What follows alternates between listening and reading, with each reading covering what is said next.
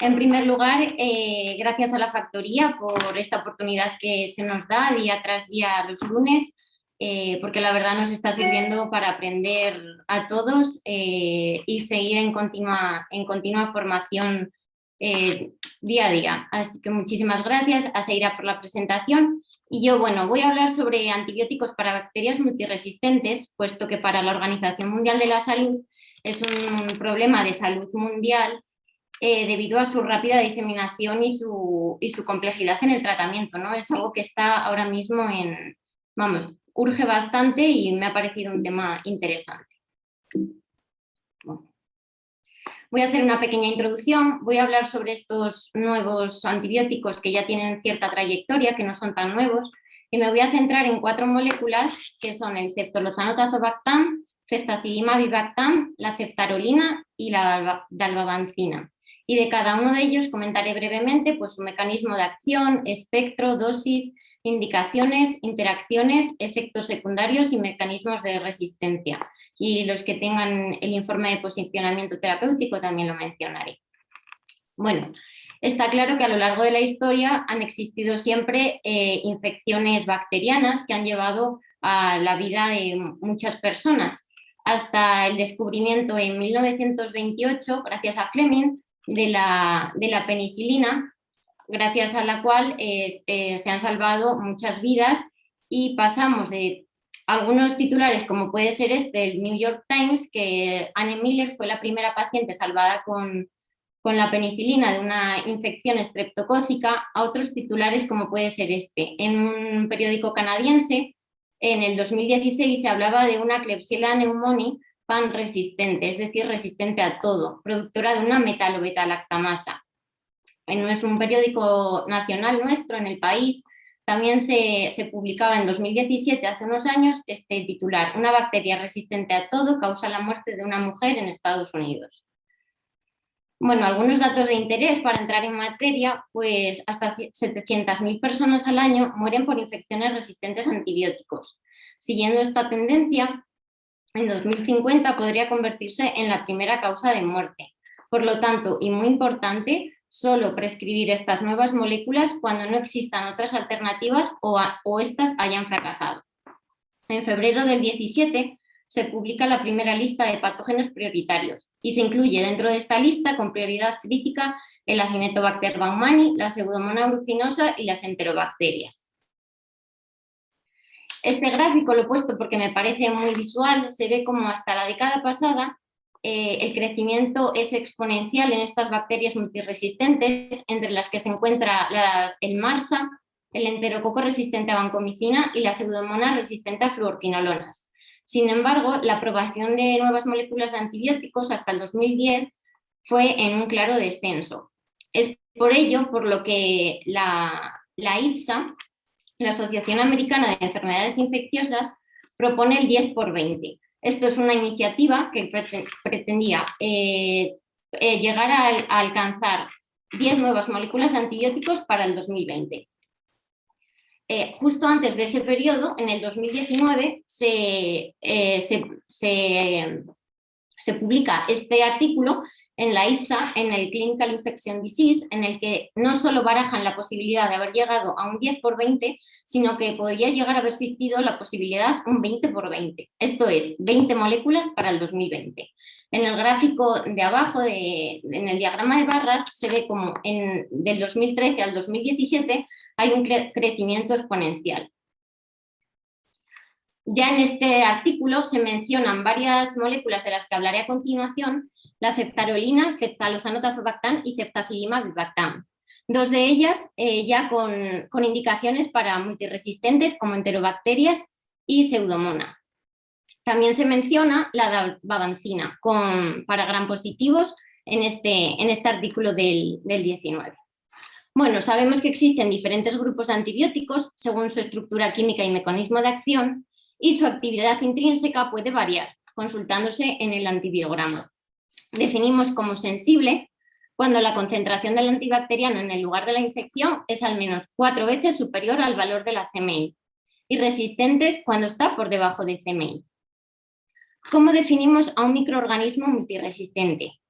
Bueno, pues no existe una definición aceptada universalmente, pero sí que hablamos de multiresistencia cuando es resistente a un antibiótico de 3 o más familias.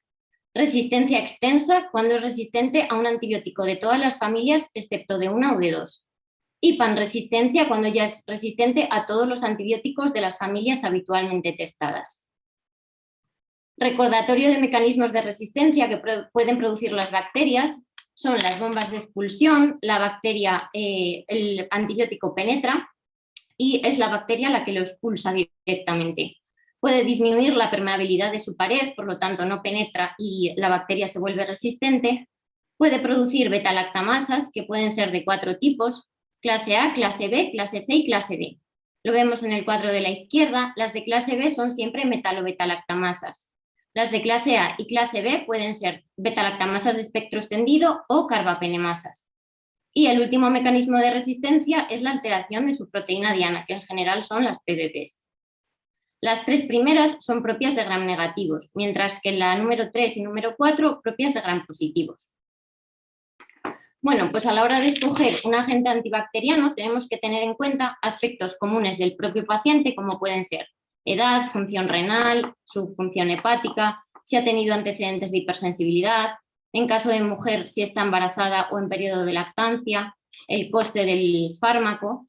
En cuanto a su localización de la infección, si está a nivel extra o intracelular, si la superficie está vascularizada o no y el volumen de tejido al que afecta.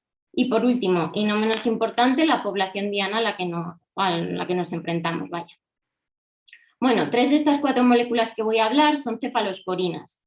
Entonces, un recuerdo rápido de este grupo farmacéutico, son antibióticos, son los 3 betalactámicos, tienen todos un anillo betalactámico y lo que hace es, se fija la PDP, bloquea la transpeptidación e impiden la formación del mucopéptido de la pared bacteriana. En cuanto a su actividad antimicrobiana, comprende prácticamente a todas las bacterias extracelulares y tiene una escasa sensibilidad cruzada con la penicilina. Son tiempo dependientes, esto es el tiempo de antibiótico libre por encima de la CMI, en torno al 50% entre 2 dosis consecutivas. Son bactericidas, su efecto bactericida máximo se encuentra de 4 a 5 veces por encima de su CMI.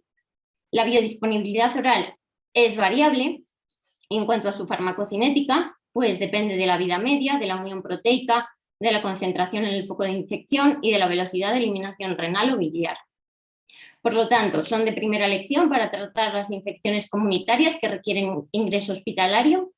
El enterococo y la listeria tienen una resistencia intrínseca. La mayor parte son activas frente a gram negativos, no productores de beta-lactamasas de amplio espectro y la biodisponibilidad oral es variable. La primera molécula de la que vamos a hablar es el ceftolozano tazobactam. La actividad bactericida la tiene el ceftolozano. El tazobactam lo que hace es el inhibidor de la clase molecular de la beta-lactamasa de clase A. Digo esto porque la siguiente molécula ya va a tener actividad frente a las de clase A, clase C y clase D. En cuanto a su espectro, pues incluye a las enterobacterias productoras de BLES, las pseudomonas, incluyendo multiresistente y extremadamente resistente, y algunas positivas y anaerobios, pero principalmente gram negativas. En cuanto a sus indicaciones, para infecciones del tracto urinario complicadas y infecciones intraabdominales complicadas. Las dosis de adultos, 1 gramo de ceftolozano, 0,5 de tazobactam, se ajusta a insuficiencia renal con un filtrado glomerular por debajo de 50 y en el embarazo tiene categoría B, esto es probablemente seguro.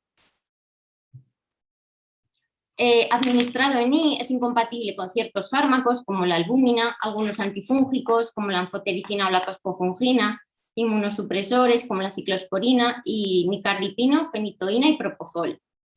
En cuanto a sus efectos secundarios, puede producir alteraciones gastrointestinales, aumentar las enzimas hepáticas, puede dar la prueba de CUMS positiva, esto es que da una anemia hemolítica inmune producida por el propio antibiótico y tiene cierto contenido en sodio. Bueno, el estudio colímero lo he puesto porque se hizo en 9 hospitales españoles en 2015, es para destacar la sensibilidad de esta molécula que se encuentra solo por debajo de la micafina y colistina con una CMI muy similar en ambas moléculas. Sin embargo, tiene la sensibilidad muy superior a otras moléculas y grupos de antibióticos como pueden ser carbapenémicos, el pipertazo, la tobramicina, etc. Este otro estudio, publicado en 2017 en el Clinical Infection Disease, lo he puesto porque se quería estudiar la efectividad y resistencia de esta molécula, en el que ya se vio, aunque la muestra era bastante pequeña, que ya en un porcentaje pequeño de pacientes, en un 14% de los pacientes, desarrollaron una resistencia al ceftolozano tazobactam. Por lo tanto, y insisto, la importancia de saber prescribir estas moléculas. En el informe de posicionamiento terapéutico de esta molécula se puede comprobar todo de lo que he hablado. La ceftazidima avibactam, la actividad bactericida la tiene la ceftazidima, y el avibactam es el inhibidor de la beta-lactamasa de clase molecular A, C y de algunas de las clase D. Ya lo había comentado en la anterior. El espectro de su actividad comprende principalmente a gram negativos, incluyendo E. coli, Klebsiella, Pseudomonas, Enterobacter, Proteus, etc. A las indicaciones del ceftolozano tazobactam se le añade la neumonía nosocomial asociada al ventilador y en tratamiento de rescate en infecciones causadas por gram negativos. En cuanto a sus dosis, 2 gramos de ceftazidima, 0,5 de avibactam cada 8 horas, infundidos en 2 horas. Se ajusta a insuficiencia renal con un filtrado por debajo de 50 y no tiene categoría en el embarazo, es categoría N, no está clasificado todavía.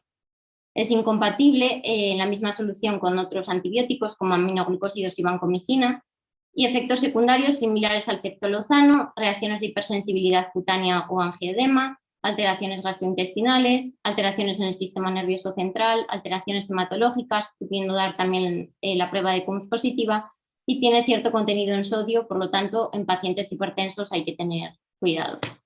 Hay muchos ensayos clínicos con esta molécula. Voy a destacar el ensayo REPRISE, en el que se estudiaba la ceftazidima versus la mejor terapia disponible. Fue publicado en el Lancet en 2016. La muestra ya es bastante grande, con 2 brazos bastante similares, 165 pacientes con ceftazidima avibactam, 168 con la mejor terapia disponible. Y lo que se puede ver es que el porcentaje de respuesta microbiológica en los pacientes es significativamente superior en los pacientes tratados con ceftazidima avibactam. Este otro estudio lo he puesto también publicado en Clinical Infection Disease para comprobar que hay un porcentaje de pacientes, hasta un 8%, que desarrolló una resistencia al tratamiento con esta terapia. El informe de posicionamiento terapéutico fue publicado en 2018. La tercera molécula de la que os quería hablar es la ceftarolina. Bloquea la transpeptidasa de la PDP y por lo tanto no se puede sintetizar peptidoglucano y la bacteria muere por efecto osmótico. En cambio, la diferencia con las anteriores es que la ceftarolina comprende principalmente el espectro va dirigido a gram positivos, incluido el MRSA y el neumococo no sensible a penicilina. Sus dosis, 600 miligramos de ceftarolina cada 8-12 horas, intravenoso o intramusculares. Tiene categoría B de embarazo, es probablemente segura, se ajusta a insuficiencia renal con un filtrado por debajo de 30 y es un profármaco. Y las fosfatasas plasmáticas lo activan a su forma activa, que es la ceftarolina.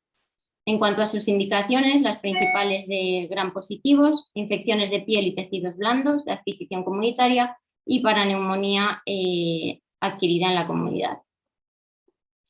En cuanto a sus interacciones, tiene una asociación sinérgica con el Staphylococcus aureus, con la daptomicina y el aminoglucósido, y también con la ampicilina frente al Enterococo fecalis.